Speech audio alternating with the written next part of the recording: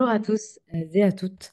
Aujourd'hui, on va parler d'un sujet un petit peu technique, quoique très très important et même fondamental dans le travail que j'accomplis avec vous. Le système nerveux joue un rôle crucial dans la régulation de nos fonctions corporelles, émotionnelles. Lorsqu'il fonctionne harmonieusement, il permet à notre corps de réagir de manière adéquate face aux défis de la vie.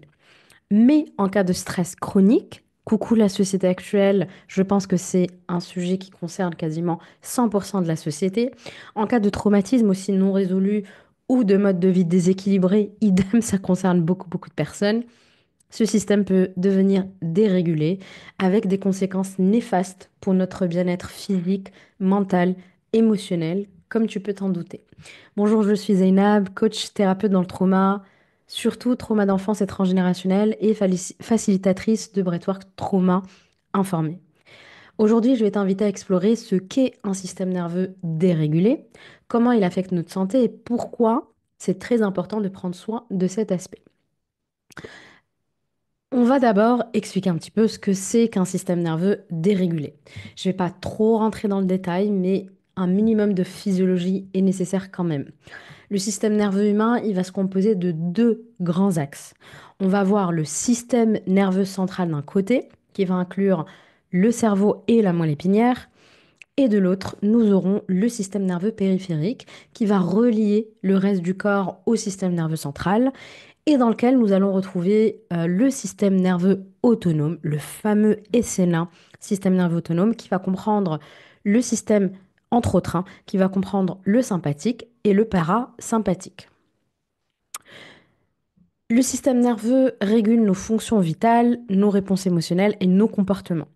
Il est tout le temps en train d'agir avec nos organes, nos muscles, nos glandes pour qu'il y ait un équilibre à l'intérieur du corps, un phénomène qu'on va appeler qui est appelé homéostasie. Donc pour que le corps soit équilibré, pour que toutes les fonctions à l'intérieur du corps soient équilibrées et qu'on puisse continuer de vivre harmonieusement. Lorsque ce système, donc le système nerveux est dérégulé, il va perdre sa capacité à s'adapter adéquatement aux situations stressantes de la vie courante. Ce déséquilibre peut être déclenché par des facteurs externes, le stress, le trauma, la pollution, etc., l'environnement de manière générale, ou bien des facteurs internes, des infections, des déséquilibres hormonaux notamment. Un système nerveux dérégulé, il va perturber l'interaction entre le système nerveux sympathique qui va activer la réponse au stress, ce qu'on appelle le fight-flight, donc la réponse de fuite ou combat, et le système parasympathique qui, lui, va favoriser la détente et la récupération. Je ne vais pas rentrer trop dans le détail, on va rester sur parasympathique, sympathique pour aujourd'hui. Il n'est pas question non plus d'être dans le parasympathique, donc dans un état de détente toute la journée, pas du tout. Un système nerveux souple doit avoir, donc un système nerveux même régulé, doit avoir la capacité de naviguer avec souplesse entre les différents états. Et je t'invite à voir l'épisode 1, voire 2 sur la théorie polyvagale pour mieux comprendre. Je vais te les mettre en barre d'infos. Un système nerveux régulé permet une réaction rapide et efficace au stress quand une menace est perçue. S'il y a un danger immédiat, par exemple, le système nerveux sympathique, donc fight-flight, combat-fuite, va se déclencher.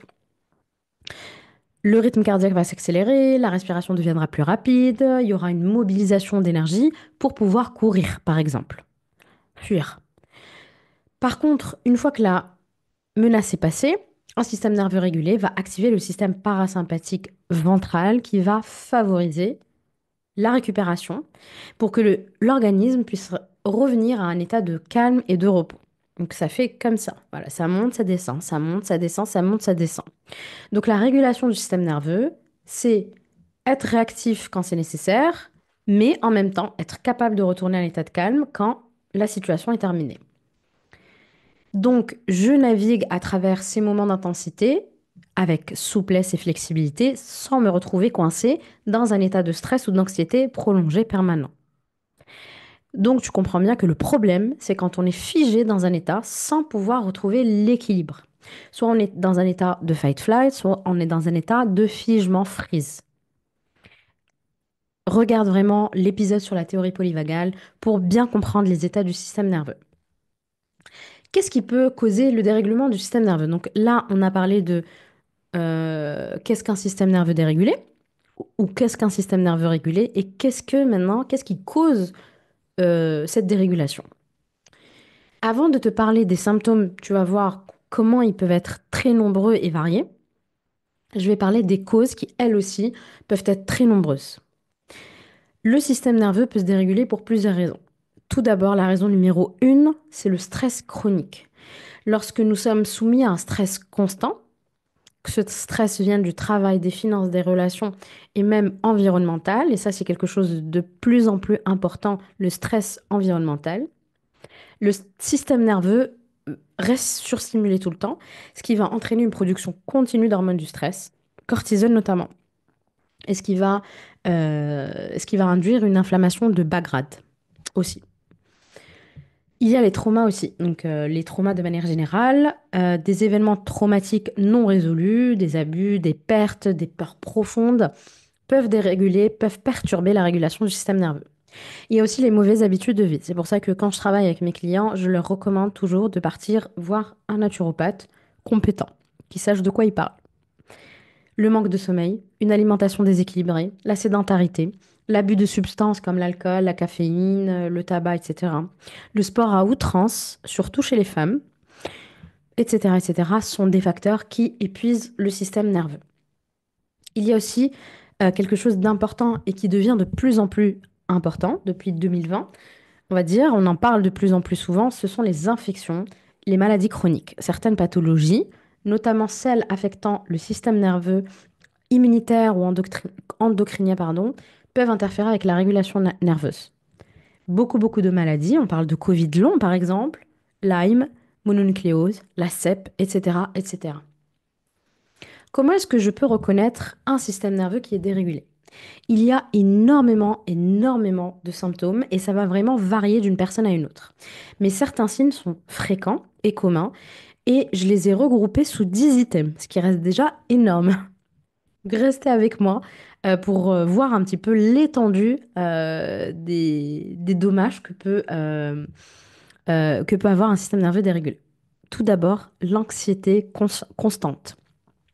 Sensation de nervosité excessive, c'est l'un des signes les plus courants d'un système nerveux dérégulé. C'est d'ailleurs la cause numéro un, la raison numéro un des rendez-vous avec moi. Cela peut se manifester de différentes manières. Je vais faire un épisode spécial sur l'anxiété pour vous donner ma vision de l'anxiété. Mais voilà, comment ça peut se manifester? Il peut y avoir un sentiment d'inquiétude qui est permanent. Tu peux ressentir une espèce de tension intérieure qui est constante, même en l'absence de véritable raison ou en l'absence de déclencheur spécifique. En général, tu ne sais pas pourquoi, mais tu le ressens quand même dans ton corps. Il peut s'agir de préoccupations générales. Et si blablabla, blablabla. Et si ça se passait, et si ça ne se passait pas, etc.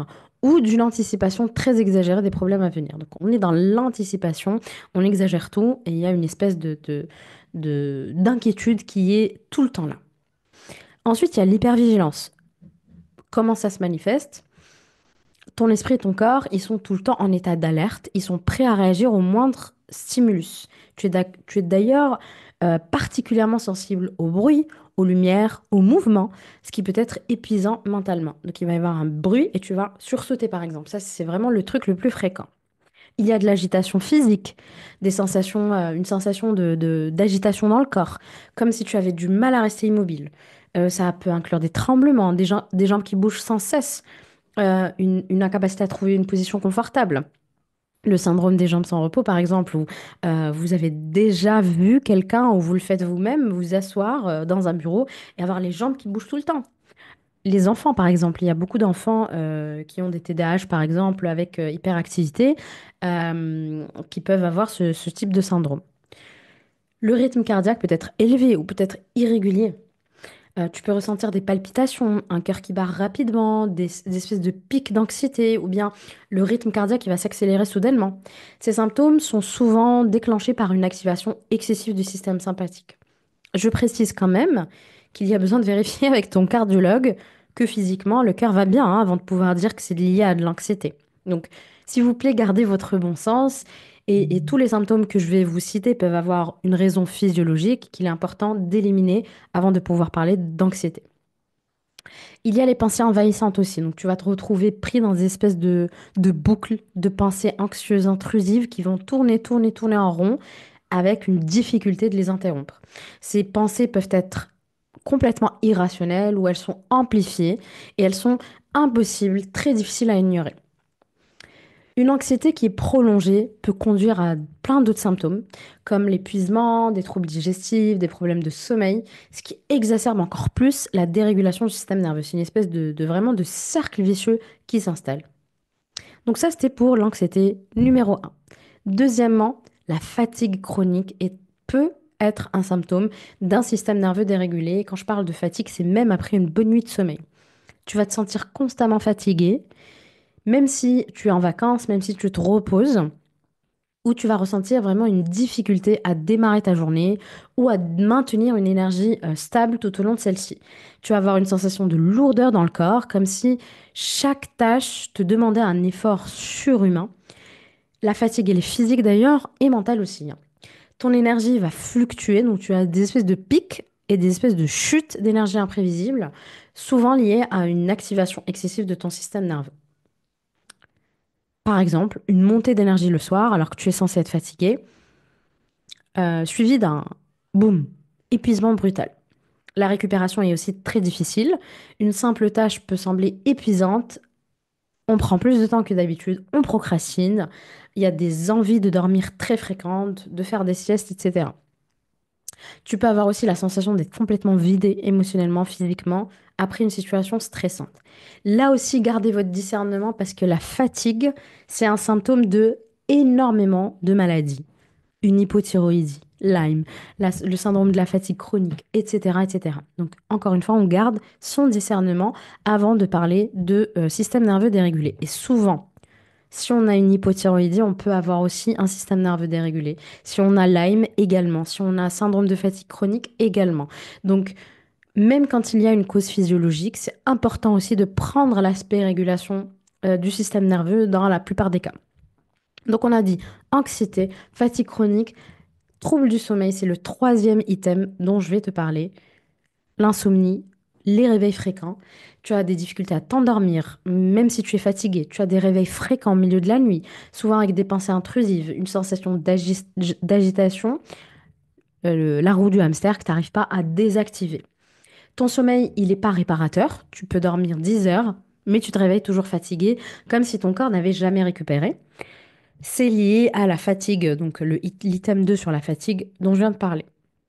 Tu peux te réveiller aussi bien avant l'heure sans pouvoir te rendormir le matin. Tu peux faire des cauchemars. Tu es très agité, des rêves très intenses qui peuvent perturber ton sommeil. Et dans certains cas, tu peux aussi entrer en état de fatigue extrême où il est vraiment impossible pour toi de rester éveillé et des périodes d'hypervigilance où il est impossible de dormir. Quatrième item, tellement courant, et vous allez comprendre pourquoi, problème digestif. Ce sont une manifestation qui est très, très, très, très, très fréquente d'un système nerveux dérégulé. Cela s'explique par le lien étroit et voilà, on en parle de plus en plus. Et maintenant, moi, quand j'ai commencé la naturopathie il y a 10 ans, on ne parlait pas de ça. Et aujourd'hui, c'est commun de dire que l'intestin est le deuxième cerveau. Euh, il y a énormément de neurones qui sont présents dans l'intestin, le système nerveux entérique. Les problèmes digestifs comme symptômes de dérégulation du système nerveux. Ballonnement abdominal inconfortable, même après un petit repas, accompagné de gaz ou de sensations de lourdeur. Nausée. Tu ressens une gêne, tu ressens une envie de vomir, tu es barbouillé. Surtout quand tu es en stress ou en anxiété. Donc tu ressens de l'anxiété. Constipation, diarrhée, alternance des deux. Soit il y a une accélération du transit intestinal, soit au contraire un ralentissement. En tout cas, des selles irrégulières. Douleurs abdominales, des crampes, des douleurs dans l'abdomen, que ce soit dans l'intestin, dans l'estomac aussi, qui sont liées à une tension nerveuse. Ces douleurs sont parfois associées à des troubles comme le syndrome de l'intestin irritable. Et dans le syndrome de l'intestin irritable, il y a besoin de prendre en compte aussi la dérégulation du système nerveux, en plus de l'hygiène de vie, en plus de plein d'autres choses. Il peut y avoir aussi une perte ou au contraire une augmentation de l'appétit. Certains vont ressentir une perte totale d'appétit en période de stress ou d'hyperactivation du système nerveux. D'autres, au contraire, vont compenser en mangeant davantage pour apaiser leur état émotionnel. Il peut y avoir plein d'autres symptômes aussi, des sensations de nœuds dans l'estomac. Voilà, c'est commun de dire je ressens un nœud dans l'estomac quand on est en train de vivre quelque chose de stressant. Des brûlures d'estomac, du reflux gastrique, donc l'acide qui remonte dans l'œsophage, des intolérances alimentaires accrues, parce que le système nerveux déséquilibré ou dérégulé peut sensibiliser ou rendre l'intestin encore plus sensible. Les problèmes digestifs chroniques peuvent entraîner des carences nutritionnelles, donc une mauvaise absorption des nutriments et une inflammation intestinale peut s'installer, ce qui aggrave encore plus les symptômes et qui peut conduire à des troubles plus conséquents, donc le syndrome de l'intestin perméable par exemple ou autre. C'est pour ça que vraiment j'insiste sur l'importance de travailler main dans la main avec d'autres thérapeutes. Dans le cas de l'intestin irritable, bien sûr, il y a le médecin, le gastro, et il y a le naturopathe qui est important. Je rappelle que en sortant de la finance, j'ai été naturopathe, voilà, pendant de nombreuses années. Cinquièmement, irritabilité accrue ou réactivité émotionnelle. Donc il peut y avoir une irritabilité constante, tu vas te sentir agacé, en colère pour des raisons qui peuvent paraître insignifiantes ou mineures en tout cas. Des bruits, des interactions sociales ou même des imprévus peuvent t'exaspérer hyper rapidement et vraiment ça devient hyper compliqué de garder ton calme face à des situations qui sont stressantes ou banales.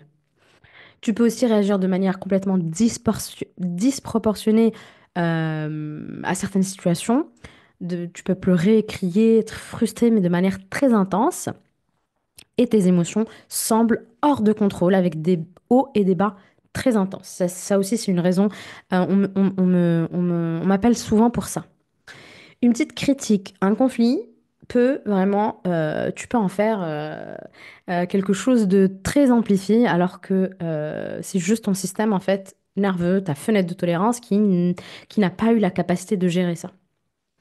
Ta sensibilité au stress, du coup, elle est élevée. Les événements de la vie quotidienne, ne serait-ce que être bloqué dans les embouteillages, recevoir un mail urgent de ton travail, mais en soi, voilà, il n'y a pas mort d'homme, bah, peuvent provoquer des réactions de stress complètement exagérées. Tu as du mal à exprimer tes besoins, tes frustrations de manière constructive, ce qui peut entraîner des conflits ou des challenges relationnels. Ça, c'était pour le cinquième item. Sixième item, là encore très très fréquent, douleurs musculaires et tensions, notamment dans le cou et les épaules. Et ça, c'est quelque chose qui reste encore chez moi. Voilà, avec tous les traumas et toute la régulation que je fais, ça, c'est un symptôme qui est très présent chez moi. Les douleurs musculaires, les tensions, en particulier dans le cou, dans les épaules, c'est très fréquent d'un système nerveux dérégulé et surtout de traumas d'enfance, de traumas en général, d'enfance particulier, parce que c'est vraiment très très ancré. Elles vont résulter souvent d'une activation prolongée du système nerveux sympathique en mode fuite ou combat ou en figement. Et c'est pour ça que je parle de trauma d'enfance parce qu'en général, dans l'enfance, ben, quand il y a on parle de trauma complexe, c'est répété, répété, répété. Et c'est vraiment une activation qui est prolongée sur des années. Donc il va y avoir une contraction involontaire des muscles. Il peut y avoir une sensation de raideur, de crispation dans les muscles du cou, des trapèzes, des épaules. Les muscles peuvent rester contractés, même au repos, ce qui peut donner l'impression d'avoir constamment une pression, un poids sur les épaules. La douleur, elle peut être localisée, par exemple dans la nuque, dans les omoplates, ou bien se propager dans tout le corps, provoquant des maux de tête, une sensation de tiraillement dans le haut du dos. Ça peut aller même jusqu'à la mâchoire, faire des névralgies au niveau du visage aussi. Et bien sûr, les douleurs, elles varient en intensité selon le niveau de fatigue, de stress, même en fonction du cycle féminin chez la femme. Il peut y avoir des périodes où on ressent un peu plus ces lourdeurs, ces douleurs. Ce sont les fameux nœuds qu'on peut ressentir, des points douloureux, qu'on va appeler aussi des trigger points, des points de déclenchement. Une tension musculaire chronique peut entraîner à force des déséquilibres posturaux, des troubles musculo-squelettiques ou des inflammations localisées comme des tendinites. Moi, je faisais tout le temps, tout le temps, tout le temps des tendinites aux épaules, aux bras. J'avais des tendinites vraiment de partout, ce qui peut augmenter la fatigue générale et affecter la qualité de vie, bien évidemment, on peut s'en douter. Septième item, difficulté à se concentrer ou à rester lucide. Trouble de la concentration. Tu as du mal à rester focus sur une tâche. Ton esprit va partir ailleurs facilement. Tu oublies fréquemment des infos ou des détails importants. Le fameux brain fog, le brouillard mental, c'est une sensation de confusion, de flou dans les pensées, où il devient vraiment très difficile de prendre des décisions claires ou de mener à bien des activités vraiment du quotidien. Diminution de la mémoire à court terme. Tu as des difficultés à te souvenir des choses récentes, comme les conversations, les rendez-vous, les tâches à accomplir. Tu peux mettre tes clés dans le frigo, le portable dans la poubelle. Du vécu. Du vécu, du vécu. Perte de clarté, c'est un autre symptôme aussi. Donc, tu as l'impression que ton cerveau il est complètement encombré, ce qui rend les prises de décision, la réflexion plus difficile que ces prises de décision ne doivent être. Huitièmement, hypervigilance. J'en ai parlé un petit peu tout à l'heure et là, je vais en parler un peu plus. C'est vraiment un symptôme caractéristique d'une dérégulation du système nerveux et elle peut se manifester par un état de surveillance constante, un état d'alerte excessive. En résumé, c'est quand tu n'arrives pas à trouver de la sécurité en toi et à l'extérieur de toi. L'hypervigilance peut avoir pour conséquence des signes physiques comme de la tension musculaire constante. Donc ça, j'en ai parlé tout à l'heure. Le corps, il est prêt à réagir à une menace perçue, même si elle n'existe pas. Et on a des douleurs dans le dos, les épaules, les trapèzes, etc., comme j'en ai parlé tout à l'heure. Les sursauts exagérés. Tu vas réagir de manière complètement disproportionnée à des bruits, mouvements soudains, une porte qui claque, une personne qui entre dans la pièce, quelqu'un qui sonne à la porte. Tu vas être extrêmement sensible aux stimuli. Les bruits, les lumières, les odeurs vont te sembler plus intenses, plus irritants, plus dérangeants.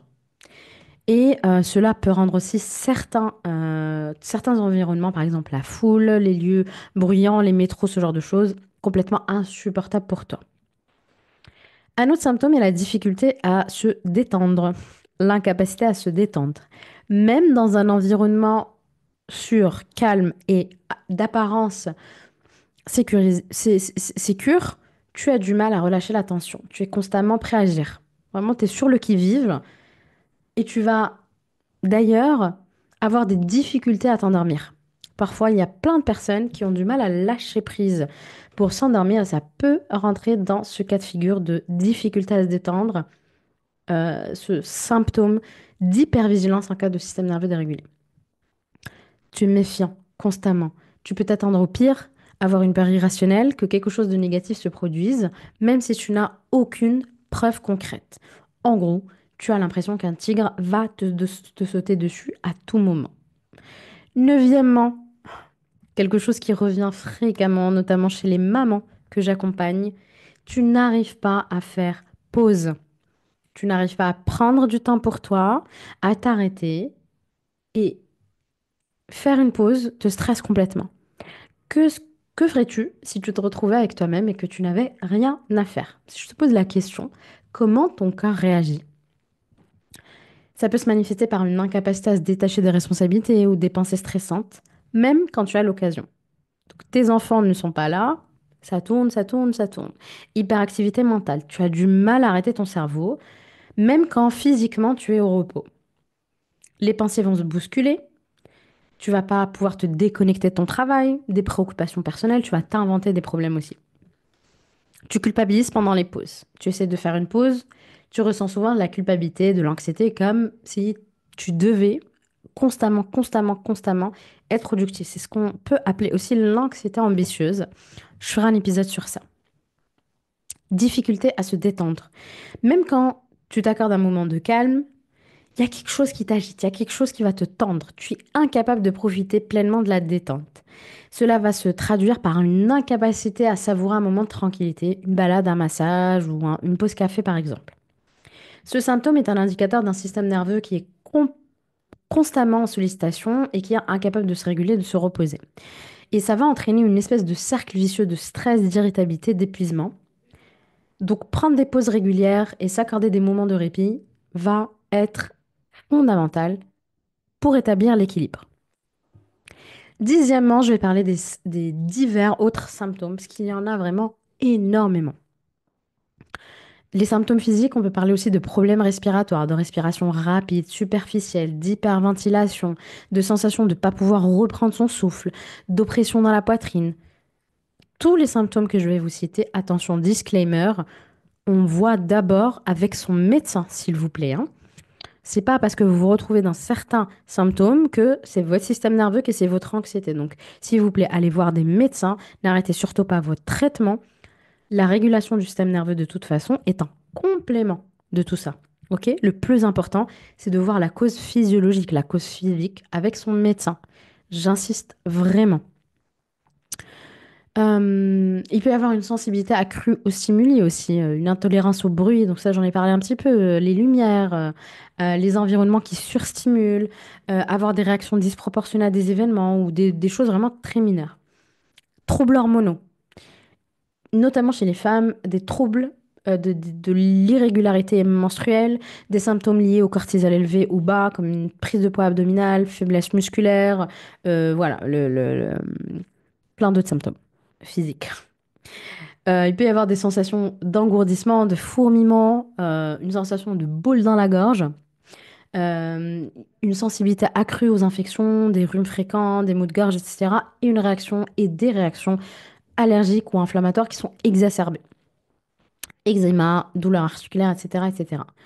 Émotionnellement et physiologiquement, on peut avoir des émotions qui sont incontrôlables. On va souvent me dire je suis submergée, ou bien on va passer de la colère, de la frustration à de la tristesse, vraiment faire un effet yo-yo, un sentiment d'être à fleur de peau ou émotionnellement fragile, une difficulté à gérer les conflits, les critiques, se sentir complètement déconnecté avec soi-même ou avec son environnement, comme si on était dans une sorte de brouillard. Il y a une tension mentale qui peut être permanente aussi, un sentiment d'alerte tout le temps, j'en ai parlé, l'hypervigilance. Tu manques de motivation, d'énergie pour des activités que normalement tu apprécies, un sentiment de vide, de désespoir. Il peut s'agir aussi de dépression ou autres troubles cliniques. Donc, comme j'ai parlé tout à l'heure de voir votre médecin, pensez bien à voir un psychiatre ou votre psy ou peu importe pour éliminer toute maladie. Donc, même votre généraliste peut-être. Il peut y avoir aussi une incapacité à ressentir un état de calme, même dans les environnements sûrs, avec cette sensation d'être tout le temps en train de forcer d'être sous tension. Les symptômes comportementaux peuvent être divers aussi. Difficulté à initier des actions, à se concentrer sur une tâche spécifique, procrastination, sensation d'être paralysé face à une décision ou un problème, besoin de contrôle accru ou de comportements répétitifs avec des TOC par exemple. On peut aussi manger émotionnellement, utiliser des distractions constantes, les écrans, les jeux, TikTok, etc. Éviter certaines situations, responsabilités, parce qu'on a peur, parce qu'on est fatigué émotionnellement. On peut s'isoler, etc., etc., etc. Un système nerveux dérégulé affecte non seulement notre bien-être immédiat, mais peut également avoir des conséquences plus importantes à long terme sur notre santé physique et mentale. Il est essentiel de reconnaître les signes de dérégulation pour pouvoir intervenir de manière proactive et rétablir un équilibre. N'oubliez pas d'aller voir votre médecin. Il peut y avoir aussi des thérapies adaptées telles que la méditation, l'exercice physique, une alimentation équilibrée, des thérapies très ciblées. Il est possible de restaurer l'harmonie du système nerveux, de retrouver une meilleure qualité de vie. Dans le prochain épisode, je vais te parler de comment réguler son système nerveux. On fait ça en coaching avec moi et sur la partie émotionnelle, sur la partie mentale et sur la partie corporelle, il y a le breathwork qui est très très très intéressant pour réguler le système nerveux que je recommande à tout le monde. Ma méthode de breathwork est vraiment très très douce, elle est trauma informée et elle a pour but de réguler le système nerveux et de libérer les tensions corporelles et physiques. Donc n'hésitez pas à essayer en one-to-one sur une problématique personnalisée ou en groupe. J'organise 2 groupes par mois avec des thématiques différentes. J'espère que cet épisode t'a plu. N'hésite pas à laisser un like, partager, mettre un commentaire. Ça m'aide toujours, ça me touche énormément et puis ça fait connaître mon travail et ça aide la chaîne à être référencée, à répandre un petit peu le parfum de la guérison. Merci à vous et à très vite pour le prochain épisode. Ciao, ciao.